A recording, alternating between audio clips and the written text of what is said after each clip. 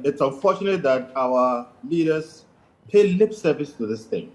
And it is clear to me that unless we consistently demand that they do this and actually confront them with the fact that they have deliberately refused to do it because they are the ones who have to answer these questions. Where is the point in declaring assets and whatever it is if we are going to hide it?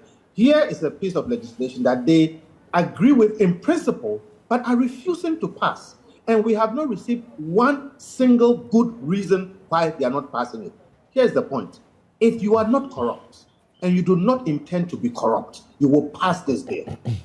If you are corrupt and you intend to hide your corruption, you will give us excuses for not passing this bill. There is no reason why it's not passed. The reason why it's not passed is because our leaders are corrupt and they intend to continue in their corruption, and they are hoping that we will forget it, but we will not forget it. We'll continue to remind them, and we'll continue to accuse them of trying to cover up their corruption by refusing to pass this simple bill that says that if the money is not for you, if you are somebody who is sitting over public finances and public resources, you have to account for it. If you cannot account for it, get up and leave. You have always insisted CSOs like your IMANI, CDD, Occupy Ghana, IDEG, all of them come together, have always insisted that we need an effective, declaration of asset declaration regime. And to make it effective, there must be verification of the asset declared, and there must be publication. The minister is specific in saying that there will be an effective asset declaration regime, which will include a verification system. You must be happy about that. No, we are not. We think that they are playing games with words, and unfortunately, they think we are all stupid.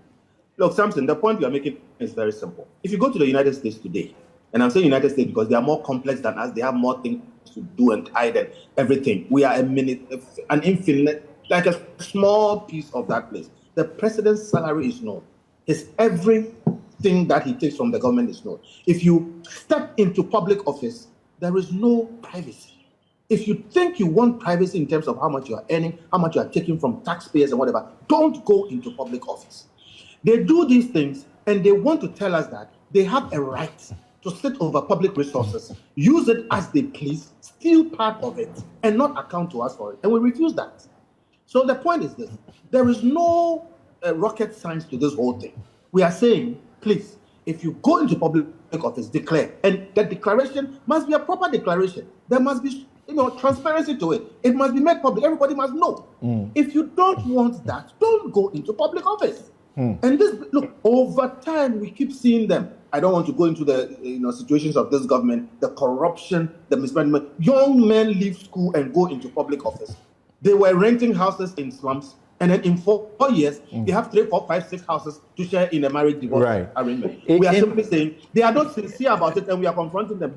They are hoping that we will stop somewhere. We will not. So what are you going to do? Because in the Occupy Ghana statement, you have various occasions when they clearly show the deceit from the government, including from cabinet itself, where it had told those it needed to tell, and you say, based on a blatantly false claim, it said that the bill's provisions already existed in other legislation. And then Occupy Ghana said, we contested this and ultimately provided to cabinet a 20-page table that demonstrated the differences in provisions.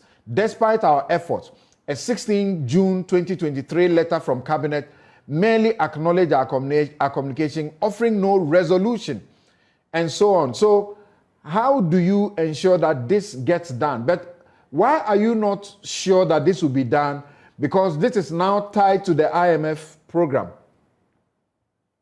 Well, like I said, and I repeat, we are not confident that this government or any other government is sincere about this because it affects them. Now, Occupy Ghana is doing a brilliant job continuing the pressure on that, and that will continue. All of us are in support of it. When it gets to the time we have to go to court or other things, we will go to court. But at this point, really, it is about ensuring and insisting that they do the right thing and putting them to shame. in this election season, it's going to be one of the things we are going to keep pushing. Right. I mean, everybody who is campaigns and says they will not be corrupt, etc., we will reflect this on them and insist that they do it. It will come to a point where we may have to get out, go onto the street, sit in front of them, stare them down, and give them a timeline to do this thing. You know, so we'll use every tool available to us. All Go right. to court, you know, keep writing, keep pushing them. But what they must understand is that if you want privacy in your affairs, don't go into public office. If you go into public office and you are sitting over public resources, some of which you steal, you will be forced to declare and be transparent about how you use it. We are sick and tired of people just going to raise their capital in government.